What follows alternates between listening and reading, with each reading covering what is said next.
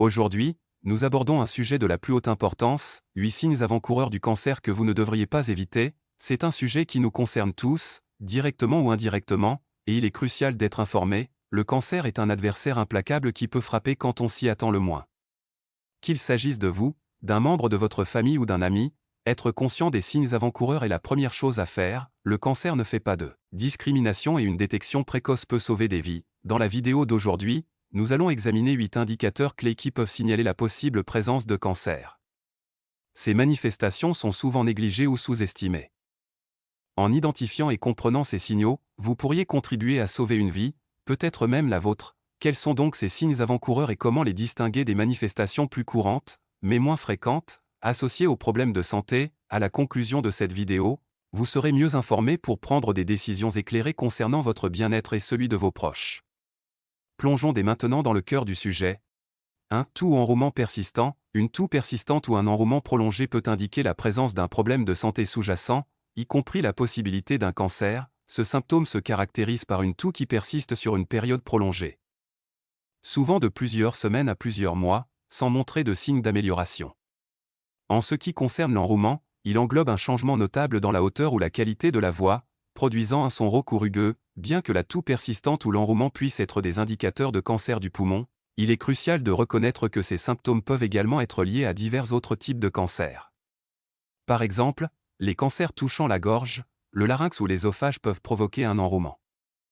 De plus, les cancers du poumon ou des structures voisines peuvent déclencher une toux chronique. Il est important de comprendre qu'une toux ou un enrouement persistant n'est pas uniquement le résultat de cancer. D'autres facteurs non cancéreux, tels que les infections respiratoires, les allergies, ou des irritants comme le tabac, peuvent également contribuer à ces symptômes. En raison de la gravité potentielle de ces symptômes, surtout s'ils persistent sur une période prolongée, il est crucial de consulter un professionnel de la santé, qui peut inclure un médecin de premier recours, un pneumologue ou un spécialiste des oreilles, du nez et de la gorge peut effectuer une analyse complète d'évaluation.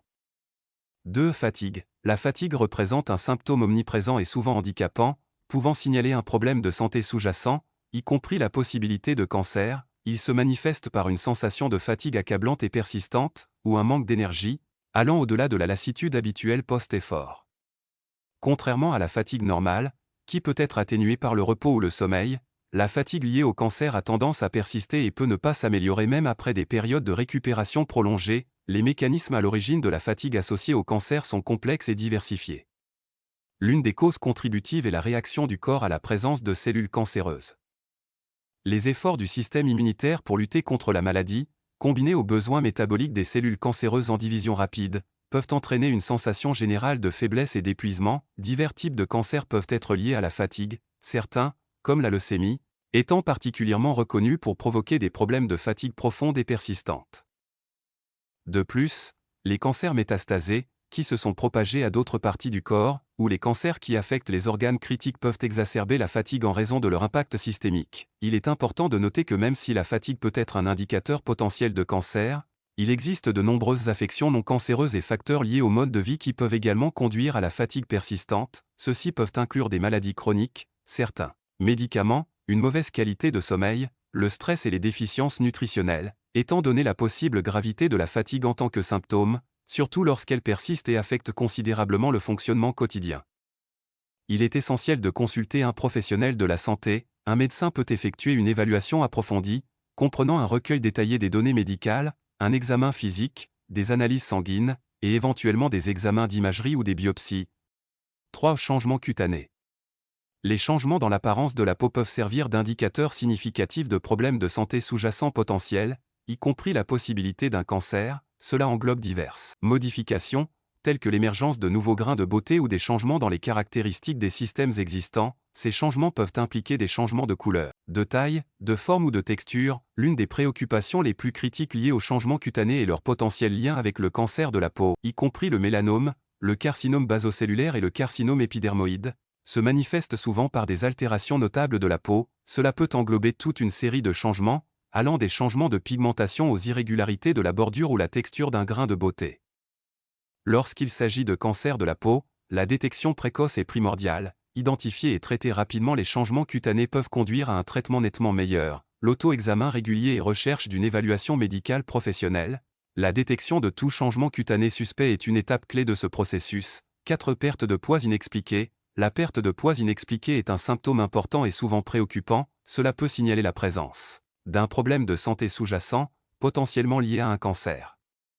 Ce phénomène se caractérise par une perte de poids significative sans aucun changement délibéré dans le régime alimentaire ou les habitudes d'exercice.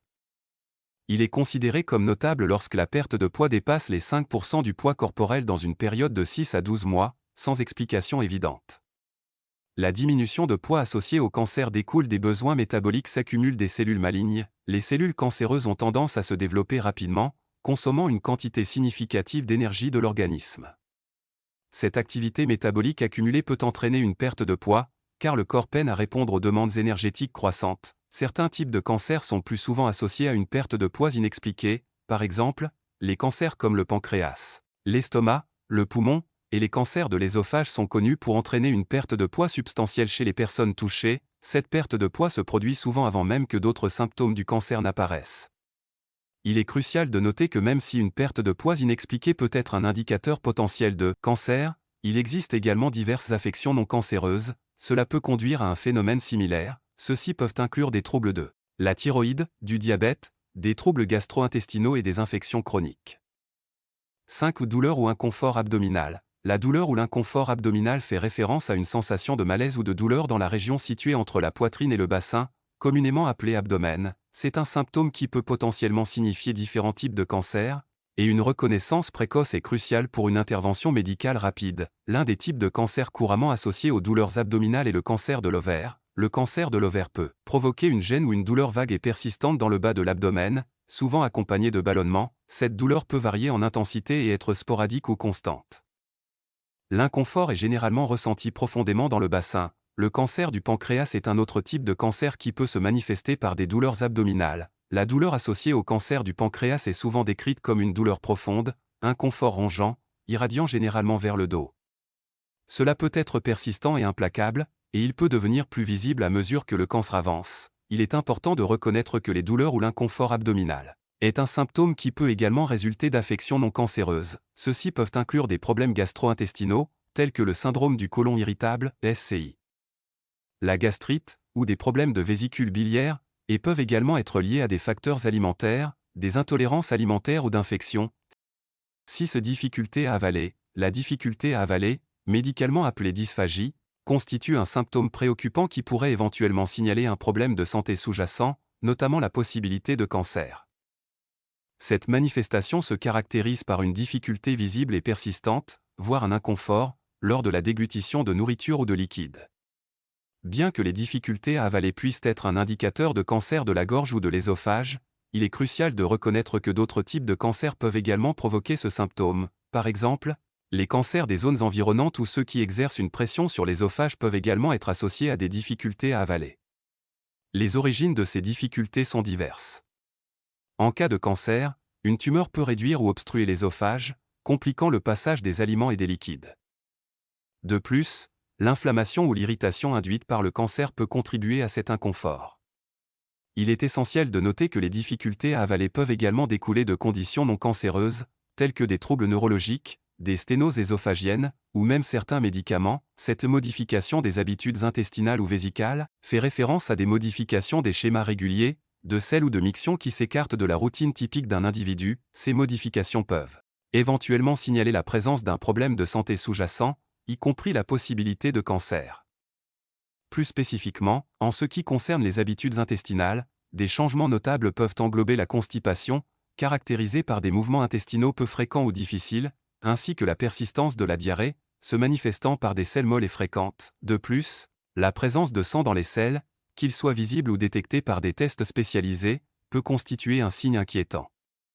Ces modifications peuvent être indicatives de problèmes gastro-intestinaux, en particulier d'un cancer colorectal. En ce qui concerne les habitudes urinaires, des changements peuvent se manifester par des variations de la fréquence urinaire, où une personne peut ressentir le besoin d'uriner plus ou moins fréquemment que d'ordinaire. Modification de la couleur ou de l'apparence de l'urine, telles que présence de sang dans les urines, hématurie, ou un aspect trouble, peuvent également être des indicateurs significatifs. Ces altérations peuvent suggérer des problèmes potentiels liés aux voies urinaires. Notamment le cancer de la vessie, il est important de souligner que les changements dans les habitudes intestinales ou vésicales ne sont pas exclusifs des indicateurs de cancer, d'autres facteurs non cancéreux, tels que des changements alimentaires, des infections, des médicaments, ou les fluctuations hormonales, peuvent également influencer ces schémas, compte tenu de la gravité potentielle de ces changements, surtout s'ils persistent sur une période prolongée, il est primordial de consulter un médecin. 8. Gonflement ou bosse inhabituel. Un gonflement inhabituel ou une grosseur fait référence à la présence d'un élargissement anormal ou une masse dans une zone spécifique du corps qui n'est généralement pas observée. Cela peut être un indicateur significatif d'un problème de santé sous-jacent, pouvant inclure le cancer. Ces gonflements ou bosses peuvent varier en taille, en texture et en emplacement selon le type et le stade du cancer. Ils peuvent être indolores ou accompagnés d'inconfort, et ils peuvent être visibles ou non sur la surface de la peau. Dans le contexte du cancer, des gonflements ou des bosses inhabituelles peuvent résulter de la croissance de tumeurs anormales. Ces cellules peuvent former une masse ou une tumeur, qui peut être bénigne, non cancéreuse, ou maligne, cancéreuse. Les tumeurs malignes ont la capacité de se propager aux tissus adjacents ou à d'autres parties du corps, un processus connu sous le nom de métastase. Il est essentiel de souligner que des inflammations ou des bosses inhabituelles peuvent également résulter de conditions non cancéreuses telles que des kystes, des lipomes ou des infections. Ces excroissances bénignes peuvent également entraîner des bosses ou des agrandissements visibles. Nous concluons ainsi la liste des 8 signes cruciaux du cancer qui ne doivent jamais être ignorés. Si vous présentez l'un de ces symptômes, il est impératif de consulter rapidement un professionnel de la santé. La détection précoce constitue la pierre angulaire du succès dans le traitement du cancer. En demeurant vigilant et en reconnaissant ces signes, vous améliorez significativement vos chances de le détecter précocement, ce qui augmente vos perspectives de survie. Il est important de noter qu'il n'est pas recommandé d'attendre que les symptômes s'aggravent. Si vous avez des inquiétudes, n'hésitez pas à consulter rapidement un médecin. Si vous trouvez ces informations utiles, je vous invite à exprimer votre soutien en interagissant avec ce contenu en aimant, en vous abonnant à ma chaîne et en activant les notifications pour un flux constant des dernières informations sur la santé et la sagesse nutritionnelle. Votre soutien alimente la diffusion de connaissances précieuses.